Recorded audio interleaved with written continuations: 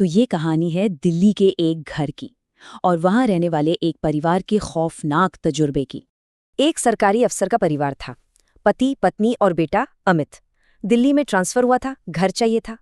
बहुत ढूंढने पर एक 3 BHK फ्लैट मिला जो सालों से बंद पड़ा था। हालत अजीब थी पर रहना पड़ा। 6 महीने सब ठीक था, लेकिन फिर उस घर की रातें बदलने लगीं। एक रात अमित की माँ की नींद टूटी। बिस्तर पर कोई बैठा था। उन्हें लगा बेटा अमित होगा, लेकिन फिर किसी ने धीरे से उनका कंबल खींचा और पैर में गुदगुदी की।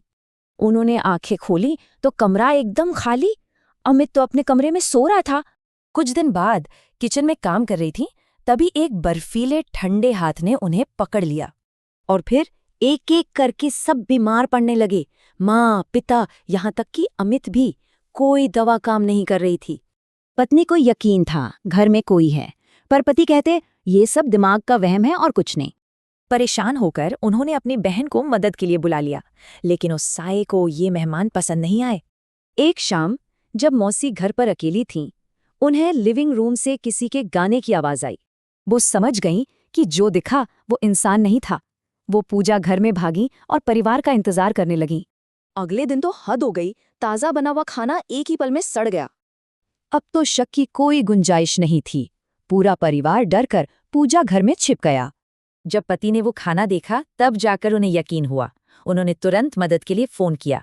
उनके ससुर, जो इन चीजों को समझते थे, घर में घुसते ही बोले, ये घर अशुद्ध है।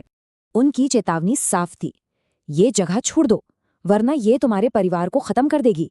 जब परिवार सामान पैक कर रहा था, तब पड़ोसी ने एक राज खोला।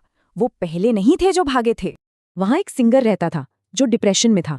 उसकी मौत के बाद कहते हैं उसकी आत्मा वहीं रह गई। परिवार ने फौरन वो घर छोड़ दिया।